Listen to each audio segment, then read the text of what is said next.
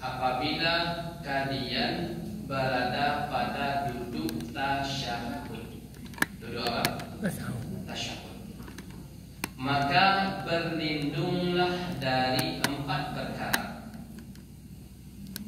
Katakanlah, Allahumma inni a'udzubika min azabi jahannam wa min azabil qabri wa min fitnatil mahya wal mamat wa min syarri fitnatil masihid dajjal. Kita lihat satu persatu Bapak Ibu yang dirahmati Allah Subhanahu wa taala.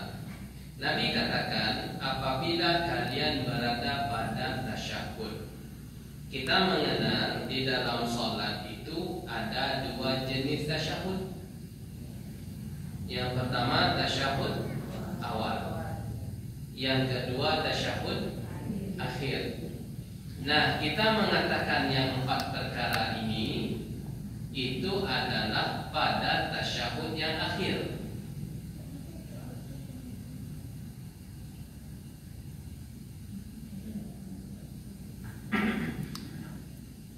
Adapun pada tasyahud pertama kita tidak membaca. Kita sampai pada bacaan sholawat. Sudah selesai sholawat kita, maka kita bangkit. Tidak membaca itu. Yang kita baca pada tasyahud akhir ada tambahannya, yaitu perlindungan dari 4 perkara. Nah, para hadirin, perlindungan dari 4 perkara itu merupakan kunci keselamatan hidup dunia akhirat. Ringkasnya apa? Yang 4 itu kata kunci untuk selamat hidup di atas dunia dan juga selamat di akhirat. Karena para hadirin, kita harus yakini bahwasanya Muslim itu harus yakin hidup dia ini bukan hanya sekedar hidup di atas dunia. Akan ada hidup di alam barzakh, akan ada hidup di alam akhirat. Ustaz, ada orang yang menganggap cuma hidup di dunia, ya Ustaz, itu biarin aja urusan dia itu. Ya, tidak perlu kita urusin. Lakum dihidukum waliyadin.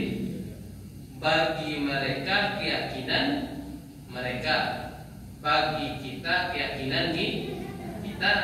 Keyakinan kita itu mengatakan hidup bukan hanya di dunia, akan tetapi ada kehidupan alam barzakh. Setelah hidup di dunia ini pindah kepada apa namanya? Alam barzakh, alam kubur. Apakah di alam kubur itu selama-lamanya? Tidak. Di ketika sangkakala kedua itu ditiupkan, karena peniupan sangkakala itu Bapak Ibu sebanyak 2 kali. Fa'idha nufikha fis-sur, ketika tiupan sangkakala yang pertama itu ditiupkan, maka hancurlah langit dan bumi. Kemudian jeda. Ditiupkan yang kedua, orang-orang yang berada di alam barzakh, di alam kubur itu dibangkitkan. Untuk ngapain? Untuk mendapatkan balasan akarajo di dunia. Itu para hadirin, adanya balasan itu Allah adil atau tidak? Adil. Allah tidak akan menyamakan orang yang taat dengan orang yang tidak taat. Andai sekiranya Bapak Ibu tidak ada pembalasan tuh, tidak adil namanya. Kenapa demikian? Ada orang yang hidupnya taat dan ada yang tidak. Kalau tidak ada hari pembalasan, kan sio-sio orang yang telah berjuang untuk taat. Soalnya Bapak Ibu, untuk taat kok tidak ringan perjuangan. Bari perjuangan untuk taat. Cobalah Bapak Ibu, kalau seorang itu telah bersedekah, dia ada perjuangan lagi. jangan sampai terungkit. Kan berat. Lawak bantu orang, tapi orang yang menerima bantuan kita dia tidak pernah membaca nama baik kita, dia diamkan jasa baik kita. Itu ujian kepada diri. Tidak tahu yo soleh, apakah kita akan mengungkit itu? Uni kalau bukan nampu ni nak kama jadi yang kini terjadi. Itu gagal teman hadirin. Gagal ibadah. Karena Allah katakan wala tubtilu sadaqatikum bil manni wal adha. Jangan kalian hancurkan pahala sedekah kalian itu dengan cara mungkin. Kan ditahan.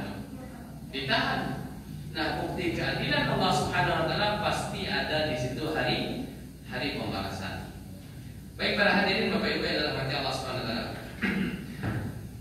Berapa tadi? 4 perkara ya. 4 perkara itu apa? Kata kunci keberhasilan hidup dunia dan akhirat. Kita lihat dimulai dari dulu yang terbesar.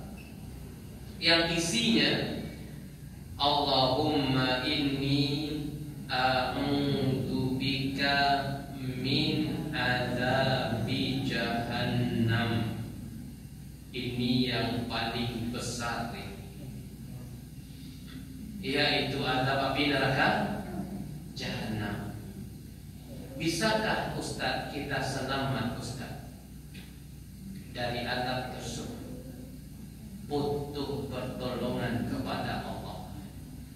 Oleh karenanya Bapak Ibu jangan sampai lupa untuk mengucapkan ini. Sebelum mengucapkan salam, berlindunglah dari 4 perkara ini. Setelah itu katakan apa? Salam. Assalamualaikum warahmatullah. Assalamualaikum warahmatullah. Bapak Ibu yang dirahmati Allah Ta'ala, ketika kita menggunakan redaksi ya Allah saya berlindung, kira-kira para hadirin perkara yang kita berlindung darinya itu membinasakan atau menggembirakan? Kita berlindung darinya, berarti pertanda perkara yang kita berlindung darinya itu apa itu? Membinasakan. Berarti hal yang pertama kali membinasakan orang itu adalah dia dimasukkan ke dalam neraka jahanam. Ketika kita meminta perlindungan kepada Allah, ya Allah saya berlindung kepada Engkau, selamatkan saya dari azab neraka jahanam. Maka terdapat di situ kandungan, ya Allah jauhkanlah saya dari perbuatan-perbuatan yang menghantarkan ke dalam neraka jahanam. Kita mendengarkannya. Ternyata para hadirin yang mengatakan 3 bulan itu yang dulu meninggal. Beliaunya lebih panjang umurnya kan, bisa jadi. Atau di bawahnya. Oleh karenanya tidak ada apa-apa. Pemisah dunia dengan alam kubur itu kematian yang tidak diinfokan sebelumnya. Berbeda dengan para hadirin, orang yang berada di dalam janin itu bisa kan kita perkirakan kapan lahir ke mana? Alam janin pindah ke alam dunia bisa diperkirakan? Bisa. Tapi kalau perpindahan dari alam dunia ke alam kubur itu tidak ada info pengumuman sebelumnya. Tidak ada info hamil 30, tidak ada. Tidak ada info hamil 5 hari legonia apa-apa 5 hari leg. Itu tidak ada para hadirin. Hamil 1 tidak ada. Tidak ada hamil 1. Dia datang sesuai dengan yang telah Allah tetapkan. Lalu bagaimana Ustaz? Para hadirin tidak bisa kita lari dari kematian. Solusi bukan lari dari kematian. Sehingga Allah katakan aina ma takunu yudrikumul maut. Dimanapun kalian berada, kalian akan didatangi dengan kematian. Walau kuntum fi burujin musyayyadah, meskipun kalian berada di dalam benteng yang sangat kokoh sekalipun. Dijemput sama apa? Maut, kematian. Setelah itu para hadirin, perpindahan alam dunia ke alam barzakh itu bukan selamat. Oleh karenanya salah kaprah orang yang mengakhiri hidupnya dengan konsep apa bunuh diri. Perpindahan masalah dari masalah. Sehingganya Muslim ketika pindah dari alam dunia menuju alam kubur, selama dia hidup dia selalu mengatakan Allahumma inni a'udzubika min adzabi jahannam wa min adzabil qabri. Ya Allah, saya berlindung kepada Engkau dari azab neraka jahanam dan juga berlindung kepada Engkau dari azab kubur, ya Allah. Karena para hadirin, sebelum azab jahanam dirasa, itu jahanam dan di akhirat itu didahului dengan apa? Didahului dengan azab kubur, didahului dengan kubur. Di alam kubur tersebut suksesnya orang atau tidak dikatakan sesungguhnya kuburan yang engkau lihat itu, kan kita sering melihat kuburan. Sesungguhnya kuburan yang engkau lihat tersebut adalah tangga pertama menuju perjalanan hari akhirat. Start awalnya di mana? Di alam kubur. Karena kalau sudah masuk ke alam kubur para hadirin, alam-alam akhirat akan ditampakkan nanti. Kalau selama masih hidup di dunia apa? Alam akhirat belum nampak. Di alam kubur sudah sebagian alam akhirat ditampakkan nanti kita. Nah, Nabi katakan sesungguhnya kuburan tersebut, orang yang sudah masuk ke dalam kubur tersebut itu telah masuk ke dalam tangga pertama di antara tanda-tanda hari kiamat. Bagaimana selanjutnya? Fa inna jaminhu, andai sekiranya dia selamat di start awal. Start awal apa tadi? Kuburan. Selamat dia. Bagaimana dia selamat itu, Ustaz? Bisa menuntaskan fitnah yang ditujukan kepada dia. Apa itu fitnah kubur? Pertanyaan yang akan dijawab oleh orang yang masuk ke dalam kubur. Mana Rabbuk? Kau kenal Allah tak? Siapa Rabbmu? Wa ma dinuk? Apa syariatmu? Wa man nabiyuk? Siapa yang membawa syariatmu? Kira-kira para hadirin, itu yang menjawab apa itu? Yang menjawab bukan hafalan. Kalau yang menjawab hafalan itu ujian di dunia ini. Bisa kita hafal sebelum kita masuk ruangan ujian di sana. Namun yang menjawab itu apa? Amal kita. Gambaran amal lah yang akan menjawab. Karena dia dulu kenal dengan Allah, dia patuh dengan Allah, dia dahulu mengamalkan syariat yang dibawa oleh Rasulullah. Nah, ketika seseorang tersebut selamat, Nabi katakan fama ba'dahu aisar, subhanallah. Maka perjalanan setelahnya itu akan dirasa ringan. Berarti perjalanan apa maksudnya? Perjalanan setelah alam kubur. Kalau sudah sukses menjawab pertanyaan tadi, kita kaitkan dengan doa. Pentingnya membaca doa ini berarti berlindung dari azab kubur. Ini tanda sukses kita ini. Namun kalau sekiranya seseorang tersebut gagal di alam kubur, mendapatkan azab di alam kubur, tak selamat dia dari azab kubur, Nabi katakan fama ba'dahu asyad, maka dia akan menjalani proses-proses selanjutnya lebih berat. Kata kunci di mana? Ketika kita berada di alam kubur. Sehingga ketika orang yang selamat dari fitnah tersebut, dia akan mengatakan ya Rabbi aqimis sa'ah. wahai Allah, cepat tegakkan hari kiamat. Kenapa demikian? Karena dia diperlihatkan, dia disampaikan, iftahu lahu baban ilal jannah, bukakanlah pintu surga untuk diri dia. Kalau masuk surga lah pada diri, tapi apa? Bukakan. Kembangkan permadani untuk dia dari surga. Bertiuplah angin dari surga ke dalam kuburnya, dan dilapangkanlah kuburannya tersebut sejauh mata memandang. Itu ruh tuh. Kalau kasat matanya kuburan kan singkat ya. Berapa lebarnya? Iya, 2x1 palingan ya. Tapi itu ruh, ruh yang mendapatkan nikmat. Dilapangkanlah kuburannya sehingga dia mengatakan, wahai Allah, cepat tegakkan hari kiamat. Saya akan kembali dengan keluargaku. Subhanallah. Masuk surga bersama keluarga. Pentingnya membangun ketaatan ketika kita masih hidup. Lalu bagi orang yang terjebak dengan adab kubur itu, para hadirin, apa yang dia katakan? Ya Rabbi, la taqumis sa'a. Wahai Allah, jangan engkau tegakkan hari kiamat ini, sudah cukup.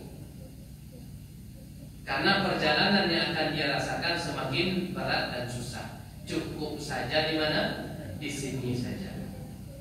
Karena setiap pagi dan petang neraka itu ditampakkan. An-naru yu'raduna 'alaiha. Neraka itu ditampakkan 2 kali sehari. Setiap pagi dan setiap petang. Masuknya kapan? Masuknya ketika hari kiamat.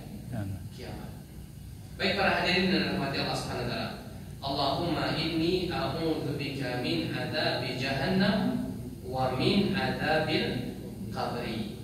Ini hitungan mundur ini. Mulai dari akhirat, kemudian sebelum akhirat apa? Alam kubur, kemudian sebelum alam kubur apa? Kehidupan dunia. Hitungan mundur itu. Wa min fitnatil mahya wal mamat. Dan dari fitnah kehidupan dan fitnah kematian. Para hadirin dan rahmati Allah Subhanahu wa taala, apa artinya fitnah kehidupan? Fitnah kehidupan itu ujian. Kita hidup ini diuji. Ustaz, jawabannya diuji. Jawabannya apa? Diuji. Ustaz, tidak ingin dapat ujian. Ustaz, bukan di sini para hadirin. Mohon maaf. Bukan di mana? Bukan di sini tempatnya. Tempat yang tidak ada ujian betulan itu kalau sudah di surga. Kalau hidup kita masih hidup di sini, ketahuilah beraneka ragam ujian yang kita rasa. Besok ada ujian Ustaz, besok ada ujian. Setelah besok ada ujian Ustaz, ada ujian. Sampai kapan itu ujian? Sampai datang kematian. Apa ujian hidup, materi ujian hidup itu para hadirin? Allah katakan ujian hidup tersebut, yakini firman Allah Ta'ala ada 2. Ujian tentang kelapangan dan ujian tentang kesempitan. Itu materi ujian kita. Berarti Ustaz, mukulakang diuji, berarti jawabannya iya. Lapang itu ujian, sempit pun ujian. Kalau pandangan kita para hadirin memandang ujian itu tentang apa? Tentang yang sempit atau tentang yang apa? Yang sempit. Kita pandangan kita, yang namanya ujian itu tentang apa? Sempit. Yang sempit. Pak Ustaz, aku sedang diuji. Itu identik dengan apa itu? Sempit, sakit. Pernahkah kita mengatakan para hadirin, ketika kita sehat, ketika kita lapang, kita mengatakan sama anak kita semua, nah kita sedang diuji sekarang. Wah, lo kok diuji kok mah? Ujian lapang. Ujian apa? Lapang. Itu konsep Al-Quran itu. Ujian tersebut mencakup yang lapang dan mencakup yang sempit. Maka benarkan itu para hadirin. Pemikiran kita sesuaikan dengan konsep Al-Quran. Yang mana Al-Quran memandang lapang itu ujian, sempit pun juga ujian. Jangan kita memahami yang ujian hanya sekedar yang sempit saja. Sakit itu ujian para hadirin. Apa lawan dari sakit? Sehat pun juga ujian. Kama sehat wa baik. Negeri yang kacau para hadirin ujian. Negeri kondisi takut itu ujian. Pernah kita mengalami rasa takut? Pernah. Berapa tahun para hadirin? 2 tahun. Covid itu kan serba takut kita. Keluar takut, ke dalam rumah pun juga takut. Sekarang alhamdulillah sudah diangkat, hilang rasa takut. Ujian. Rasa aman di suatu negeri pun ujian. Sekarang bagaimana kita menyikapi dari ujian-ujian tersebut? Itulah yang kita pinta kepada Allah. Wa min fitnatil mahya wal mamat. Dari fitnah kehidupan dan kematian. Para hadirin dan rahmati Allah Subhanahu wa taala, kemudian yang terakhir wa min syarri fitnatil masih dajjal. Dari keburukan fitnah dajjal. Ustaz, zikir ini di salat apa saja yang kita baca di seluruh salat, baik salat wajib maupun salat sunnah maupun salat witir. Pokoknya sebelum salam hayati zikir tersebut, baca zikir tersebut, setelah itu dibaca kemudian salam. Assalamualaikum warahmatullahi wabarakatuh. Oleh karenanya para hadirin, sangat rugilah orang-orang yang tidak sholat. Sangat rugi apa? Orang-orang yang tidak sholat. Tidak pernah meminta perlindungan dari neraka jahanam, tidak pernah meminta perlindungan dari adab kubur. Sehingga orang sholat itu adalah orang yang akan dibantu oleh Allah Subhanahu wa ta'ala. Sampai di sini pembahasan kita, semoga bermanfaat. Wabillahi taufiq. Wassalamualaikum warahmatullahi wabarakatuh. Waalaikumsalam. Tadi Ustaz bahwa Rijal guys, sekarang tentang hidup dan mati.